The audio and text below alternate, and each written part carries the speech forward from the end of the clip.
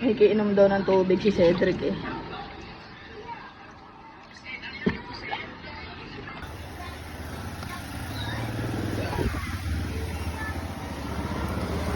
Oh.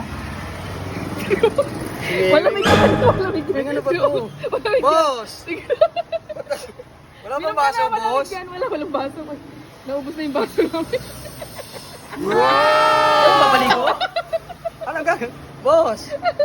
Sabi ko tubig, boss. Pwede mo kang tubig eh. Pinom ka na, malamig yan. Pangaso to ah. Arr! Arr! Arr! Arr! Naipit.